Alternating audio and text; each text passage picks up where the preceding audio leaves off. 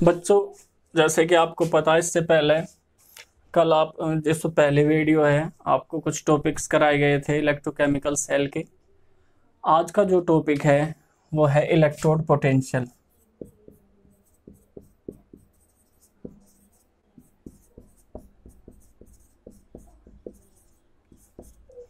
Electrode potential, जैसे हमने आपको ये भी बताया था कि इलेक्ट्रोड क्या होते हैं, ठीक है।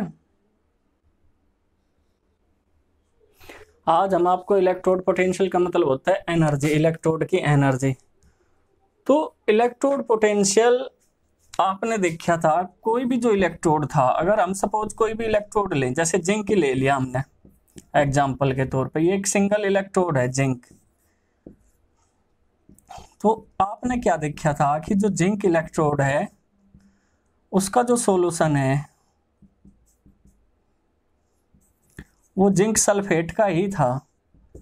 तो उस दौरान, या फिर आपने दूसरा जो लिया था वो किसका था, कॉपर का था या नहीं, ये कॉपर का है और इसमें कॉपर सल्फेट सॉल्यूशन लिया था।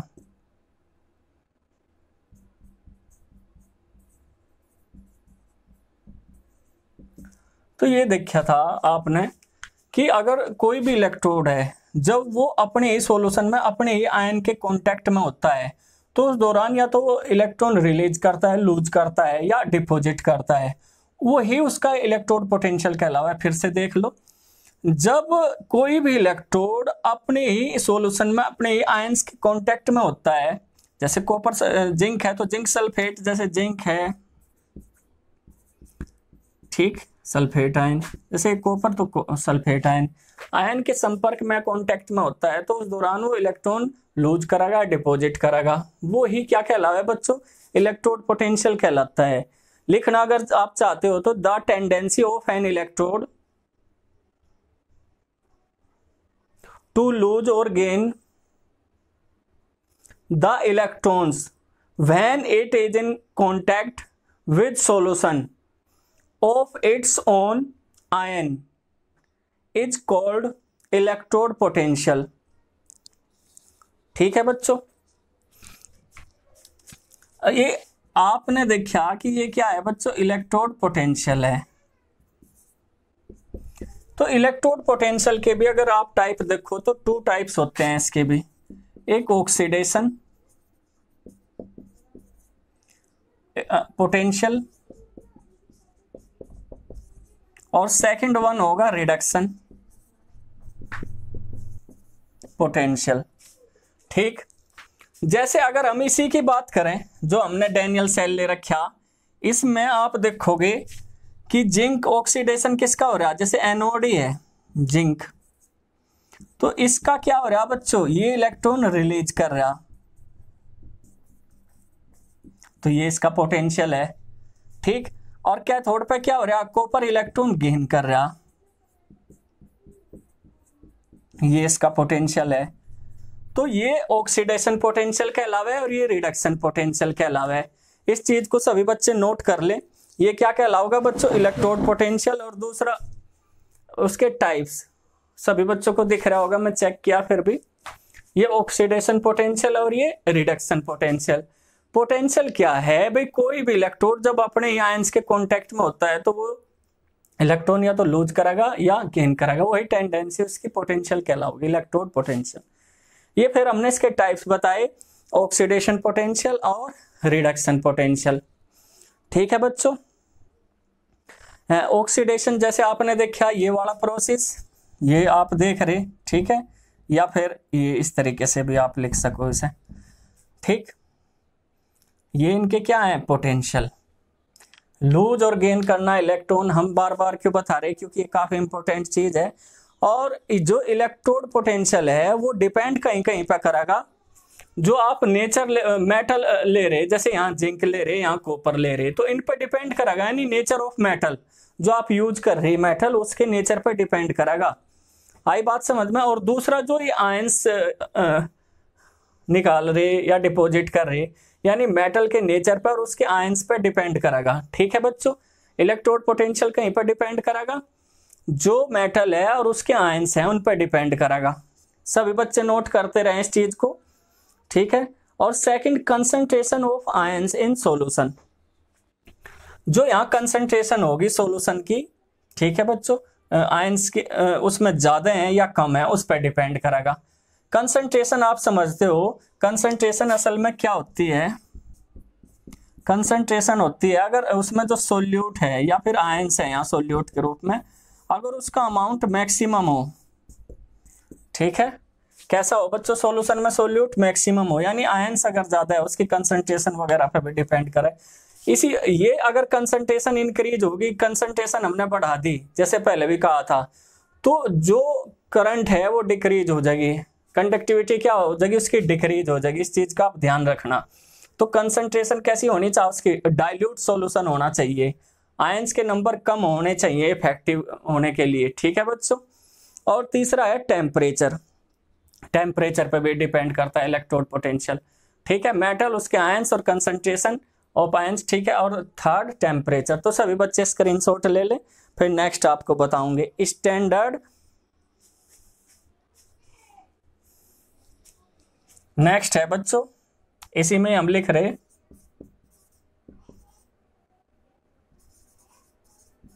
Standard electrode potential. तो अब की बार क्या है बच्चों, स्टैंडर्ड इलेक्ट्रोड पोटेंशियल। यहीं पे हम आपको बताओगे कि इसमें और इसमें क्या डिफरेंस है। स्टैंडर्ड होता है मानक, पैमाना एक प्रकार से, हिंदी में क्या कहा जाए इसे, मानक। कोई भी स्टैंडर्ड आप ले रहे मानक, ठीक। तो आपको इलेक्ट्रोड पोटेंशियल तो पता चल गया भाई, टेंडेंसी होगी इलेक्ट्रॉन लूज और गेन करने की, लेकिन स्टैंडर्ड इलेक्ट्रोड पोटेंशियल क्या होगा उसके लिए आप देख लो। जो इलेक्ट्रोड है, इलेक्ट्रोड सिस्टम है, उसका टेम्परेचर रहना चाहिए 225 डिग्री सेल्सियस। कितना होना चाहिए टेम्परेचर, टेम्परेचर होना चाहिए बच्चों कितना, टेम्परेचर होना चाहिए 25 डिग्री सेल्सियस, या फिर हम कह सकें 298 केल्विन, ठीक है। इलेक्ट्रोड सिस्टम का जो टेम्परेचर है वो 25 डिग्री सेल्सियस या फिर 298 केल्विन होना चाहिए, क्योंकि आपको पता है 1 डिग्री सेल्सियस में 273 केल्विन होते हैं, ठीक है। यानी 1 degree Celsius is equal to होगा 273 केल्विन। जो कंसंट्रेशन है, आपने सॉल्यूशन लिया, कंसंट्रेशन कितनी होनी चाहिए बच्चों, 1 मोल। कितनी होनी चाहिए, 1 मोल, ठीक है। कंसंट्रेशन कितनी होनी चाहिए, 1 मोल। जो आप सॉल्यूशन यूज कर रहे हो उसकी कंसंट्रेशन कितनी होनी चाहिए, 1 मोल। बार बार मैं बता रहा कितनी कंसंट्रेशन होनी चाहिए बच्चों उसकी, 1 मोल। 1 मोल पर लीटर भी आप इसे कह सकते हो, ठीक है, यानी 1 मोल पर लीटर, ऐसे भी आप इसे लिख सकते हो, ठीक। अगर आप कंसंट्रेशन ना लेके उसमें उस गैस यूज अगर कर रहे, गैस, ये तो सॉल्यूशन के लिए है, सॉल्यूशन की कंसंट्रेशन कितनी होनी चाहिए, 1 मोल पर लीटर। लेकिन अगर आप उसमें गैस यूज कर रहे बच्चों, गैस अगर यूज करी जाएगी तो उसमें कंसंट्रेशन तो होते नहीं, उसमें क्या होगा बच्चों, प्रेशर होगा।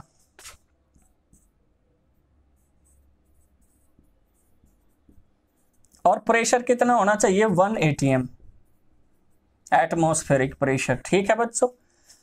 अगर आप सॉल्यूशन के बजाय प्रेशर ले रहे तो गैस का जो प्रेशर है वो 1 atm, atm आपका मतलब एटमॉस्फेरिक प्रेशर, ठीक है।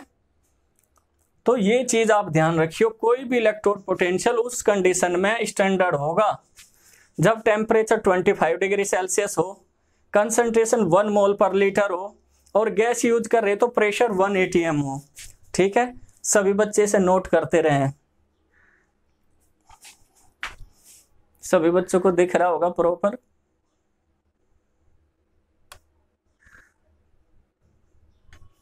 ठीक है बच्चों। तो इसे क्या कहा जाएगा, स्टैंडर्ड इलेक्ट्रोड पोटेंशियल। सभी बच्चे नोट कर लें, इसे क्या कहा जाएगा बच्चों, स्टैंडर्ड इलेक्ट्रोड पोटेंशियल। नेक्स्ट है, इसे आप स्क्रीनशॉट ले लो, इलेक्ट्रोमोटिव फोर्स।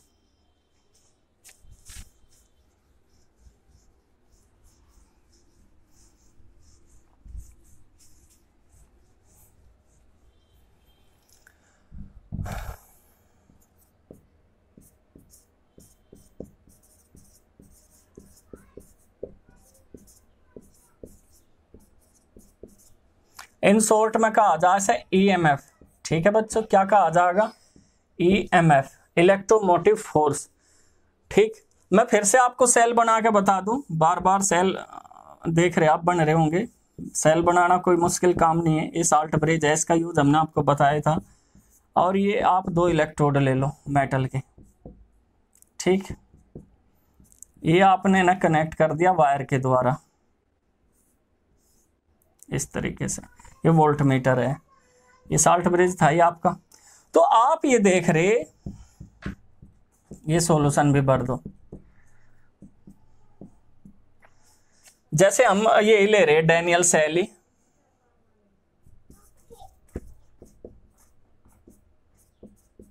डैनियल सैली हम ले रहे, इसमें जो जिंक है वो एनोड की तरह वर्क करता है, इस पर नेगेटिव होता है, और ये कैथोड है कॉपर, ये कॉपर सल्फेट है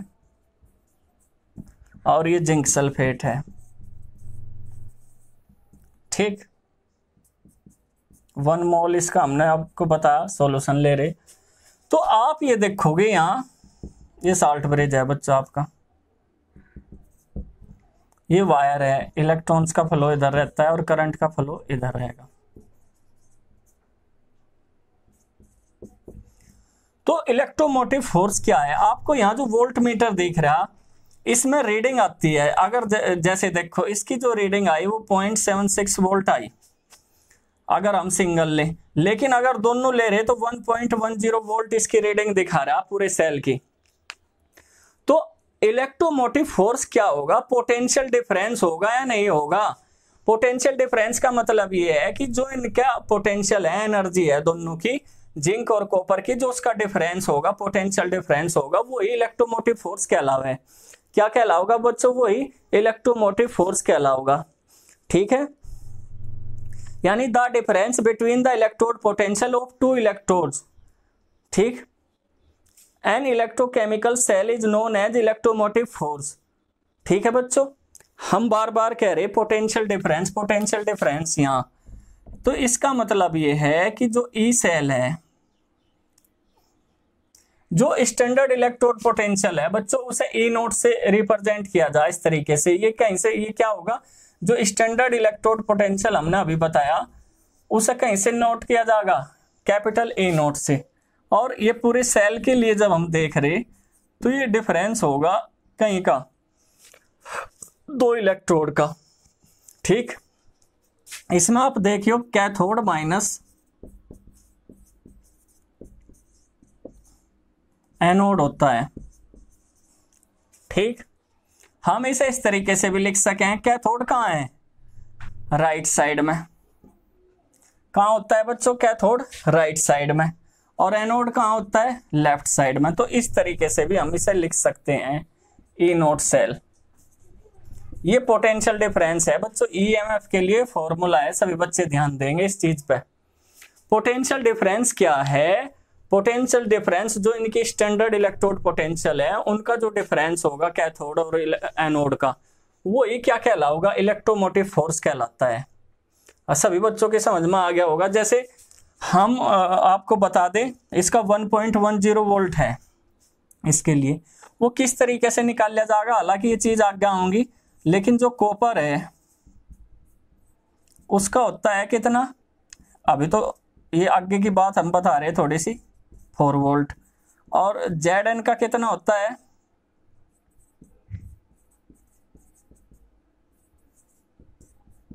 -0.76 वोल्ट।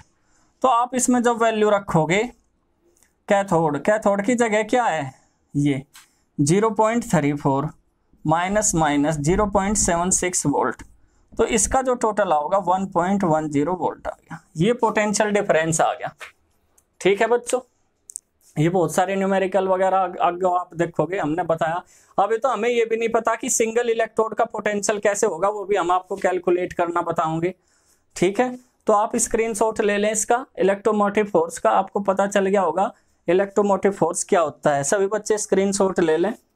फिर हम नेक्स्ट टॉपिक आपको बता रहे, standard hydrogen electrode.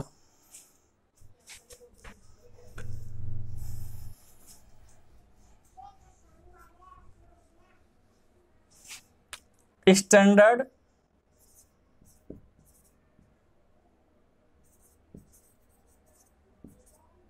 Hydrogen electrode, SHG का आ जाए इन शॉर्ट। असल में क्या था, जैसे हमें ईएमएफ का तो पता चल रहा कि पूरे सेल का पोटेंशियल डिफरेंस इतना है, जैसे हमने डैनियल सेल के केस में देखा 1.10 वोल्ट है, लेकिन हमें किसी सिंगल इलेक्ट्रोड का पोटेंशियल पता नहीं चल पा रहा था कि जैसे कॉपर का क्या होगा या फिर Zn का क्या होगा। इसके लिए हमें क्या चाहिए था कि भाई देखो, जैसे ई नोट सेल है ईएमएफ निकालने के लिए बच्चों, ये फॉर्मूला हम यूज करते हैं राइट माइनस लेफ्ट, ठीक, यानी कैथोड माइनस एनोड यूज करें। आप इसे ऐसे भी लिख सकें कैथोड माइनस एनोड, बार बार जैसे हम कह रहे, लेकिन हमें इसकी वैल्यू तो पता है, इनकी वैल्यू कैसे पता करें भाई। मैथमेटिक्स आपको कहती है 3 में से 2 पता तो आप एक का निकाल सको, तो एक अगर 0 हो जा तो हम दूसरे को निकाल सकते हैं, नहीं निकाल सकते। तो हमें एक ऐसे इलेक्ट्रोड बनाने की जरूरत थी जिसका पोटेंशियल क्या हो बच्चों, 0 हो, 0 हो। तो फिर हमने एक इलेक्ट्रोड तैयार किया, साइंटिस्ट ने एक इलेक्ट्रोड तैयार करा जिसका पोटेंशियल कैसा हो, 0 हो। उन्होंने उसका नाम दिया स्टैंडर्ड हाइड्रोजन इलेक्ट्रोड। इसकी जो वैल्यू होगी वो कितनी होगी, 0 वोल्ट, ठीक। जब ये एनोड की तरह अगर यूज करेगा, क्या इसे अगर एज ए एनोड यूज किया जा तो किस तरीके से काम वर्क करेगा।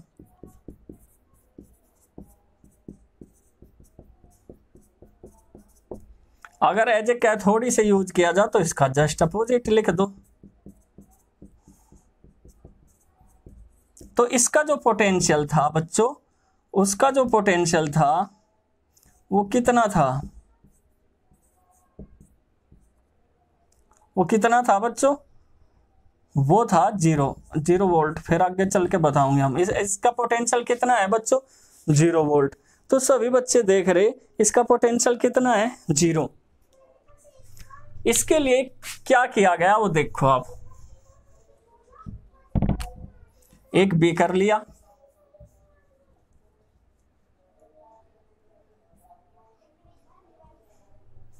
एक प्लेटिनम की वायर ली,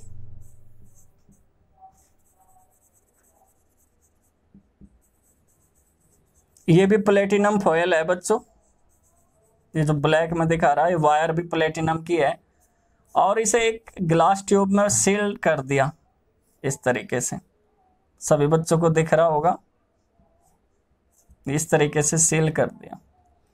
सभी बच्चे देख लो किस तरीके से सील्ड किया गया, ठीक है। ये क्या लिया गया बच्चों, एक वायर ली गई प्लेटिनम की और इसे एक ग्लास में क्या कर दिया, सील्ड कर दिया, ठीक। थोड़ा सा और हम इसे बड़ा बना लेंगे।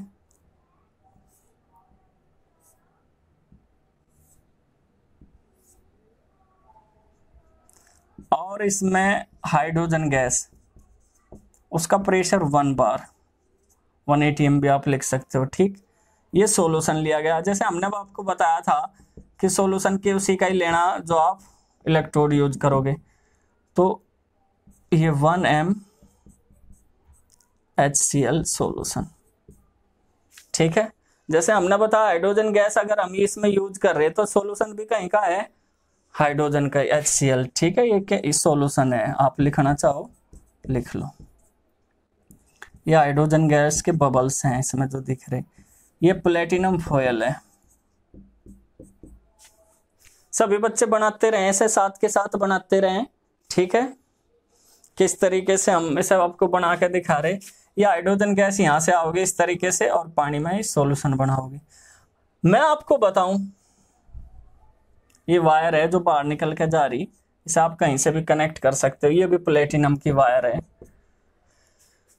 इसमें क्या किया गया, जो हाइड्रोजन गैस है आपको पता हो तो गैस होती है, उसका इलेक्ट्रोड कैसे बने, तो हमने एक ऐसी मेटल यूज करा जो लेस रिएक्टिव होते हैं, जैसे प्लेटिनम है, PD है, पैलेडियम वगैरह, लेकिन उसमें काफी साइट्स फ्री होती हैं, वो अपनी सरफेस पे दूसरी गैस को या दूसरे सब्सटेंस को डिपॉजिट एब्जॉर्ब कर सकते हैं। इसी वजह से प्लेटिनम लिया जिसने अपनी सरफेस पे किसे एब्जॉर्ब कर रही है बच्चों, हाइड्रोजन गैस को। तो इस प्रकार से एक इलेक्ट्रोड तैयार कर किया हमने जिसका पोटेंशियल क्या होगा, 0 होगा। ठीक है, ये आप बना लो। ठीक है, अच्छी तरीके से बना के देख लो। ये प्लेटिनम की वायर है जो ग्लास में यानी कंच में सील्ड हो रही, और इसमें हम हाइड्रोजन गैस फ्लो कर रहे हैं। उसके बबल्स, ये हाइड्रोजन गैस के बबल्स हैं जो अपनी सरफेस पर प्लेटिनम के क्या करती है, उसे एब्जॉर्प्शन करती है यानी अधिशोषण करती है। और ये बार बार हमने आपको बताया कि आप जो ये इलेक्ट्रोड ले रहे, इसका पोटेंशियल कितना होगा बच्चों, 0 होगा, 0 होगा। और इसे रिप्रेजेंट किस तरीके से किया जा, एनोड के तौर पे हम आपको बताएं कैसे, आप इसे कैसे लिखोगे, प्लेटिनम इस तरीके से, हाइड्रोजन गैस ए इस तरीके से भी आप इसे लिख सकते हो, H पॉजिटिव। ये तो प्लेटिनम लिखना पड़ेगा भाई, अगर पीडी है पीडी लिखना पड़ेगा जब आप इसे रिप्रेजेंट कर रहे, और कैथोड के तौर पर आप इसे उल्टा लिख दोगे इस तरीके से लिख दोगे। ठीक, तो ये इसे रिप्रेजेंट करने का। और इसका जो हमने पोटेंशियल बताया, ई नोट बताया, वो कितना है, 0 वोल्ट। तो हमने एक ऐसा इलेक्ट्रोड तैयार कर दिया जिसकी हेल्प से हम किसी भी मेटल का इलेक्ट्रोड पोटेंशियल कैलकुलेट कर सकते हैं। वो किस तरीके से करेंगे वो आप देख लो एक बार। यहां सभी बच्चे एक बार यहां देख लें। हमें अगर जिंक का पता करना, तो जिंक को हम क्या यूज करेंगे बच्चों, एनोड के तौर पे। ठीक, ये हम जिंक का इलेक्ट्रोड ले लिया, मेटल ले ली जिंक, और जैसे हमने कहा उसी का ही आपको सॉल्यूशन लेना। तो जिंक सल्फेट का ये क्या है बच्चों, इसमें 1 मोलर जिंक सल्फेट सॉल्यूशन इस तरीके से, या आप सॉल्यूशन भी लिख सको, एक्वस ना लिख के सॉल्यूशन लिख लो। ठीक है, आप यहां क्या ले रहे, वो पूरा ही बनाना पड़ेगा आपको, बनाने में थोड़ा टाइम तो लगेगा। ये प्लेटिनम फॉयल है, ठीक है, इसे आप सील्ड करोगे।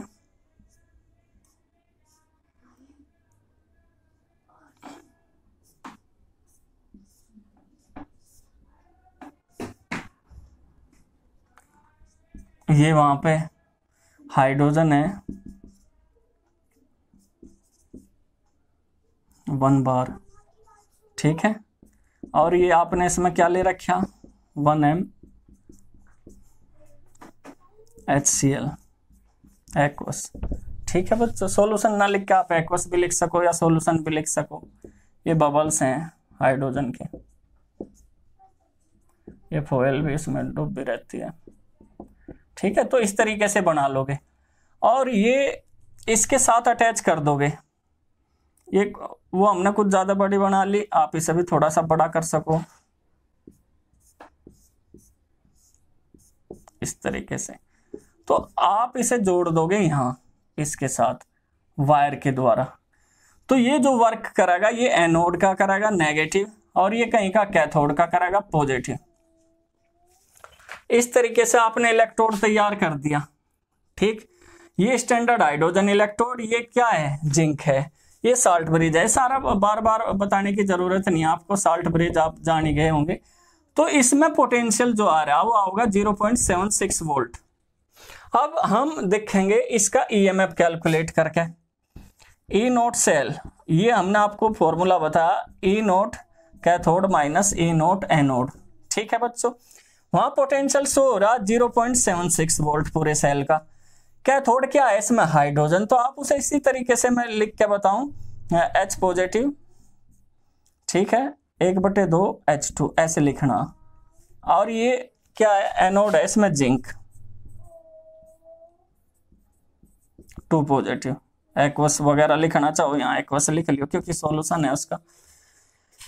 अब इनकी वैल्यू रखेंगे हम 0.76, तो ये हो गया, इसकी वैल्यू है 0।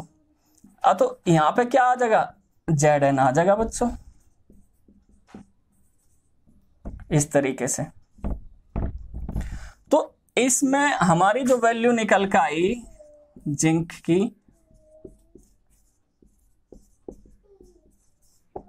वो आई -0.76 वोल्ट। ठीक है, आई या नहीं आई? तो देखो हम इसकी स्टैंडर्ड हाइड्रोजन इलेक्ट्रोड की मदद से, ये रीडिंग तो उसमें शो होगी जब आप इसका एक्सपेरिमेंटली देखोगे, तो इसकी मदद से हमने क्या कर लिया बच्चों, स्टैंडर्ड वैल्यू निकाल ली जिंक की। इसी तरीके से सभी मेटल्स की हमने वैल्यू निकालनी शुरू कर दी, और जो ये वैल्यू आई ये सारी रिडक्शन फॉर्म की थी। मैं आपको बता दूं रिडक्शन फॉर्म, जिसे हम नेक्स्ट वीडियो में पूरी अच्छी तरीके से डिस्कस करेंगे, इलेक्ट्रोकेमिकल सीरीज जो होती है उसमें, कि क्या है और क्या नहीं है। ये आप अगर कॉपर का निकालना चाह रहे तो कॉपर का भी आप निकाल सकते हो। कॉपर का कैसे निकाल लोगे?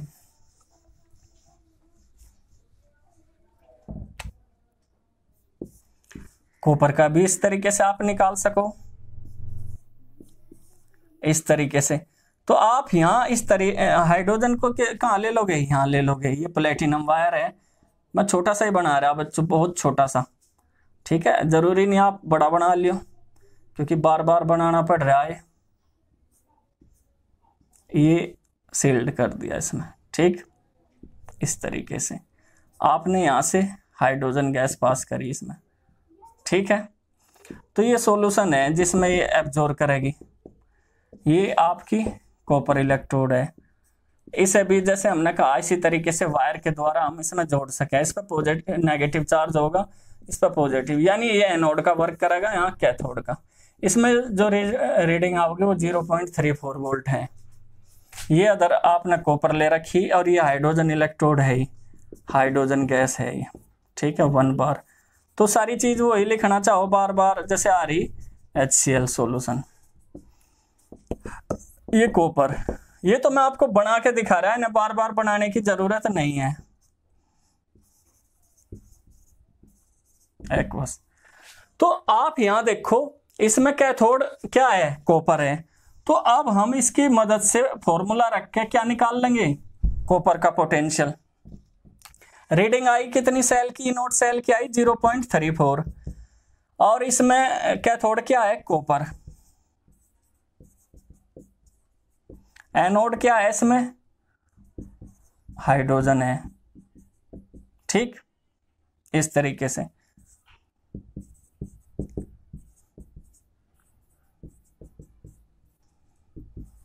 तो ई नोट कॉपर कितना आ गया बच्चों, 34 वोल्ट। तो आपने देखा इसमें कि हम स्टैंडर्ड हाइड्रोजन इलेक्ट्रोड की मदद से किसी भी मेटल का, किसी भी इलेक्ट्रोड का स्टैंडर्ड इलेक्ट्रोड पोटेंशियल कैलकुलेट कर सकते हैं। ठीक है बच्चों, ये पॉइंट है, स्टैंडर्ड इलेक्ट्रोड पोटेंशियल पता कर सकते हैं। जैसे कॉपर का कितना है 0.34 वोल्ट, जिंक का आया -0.76 वोल्ट। तो ये स्टैंडर्ड हाइड्रोजन इलेक्ट्रोड की मदद से ही पॉसिबल हो पाया। आज के वीडियो में इतना ही। नेक्स्ट वीडियो में हम ये पोटेंशियल निकाल रहे हैं इसे अरेंज करना सिखाओगे, जिसे क्या कहा जाए, इलेक्ट्रोकेमिकल सीरीज।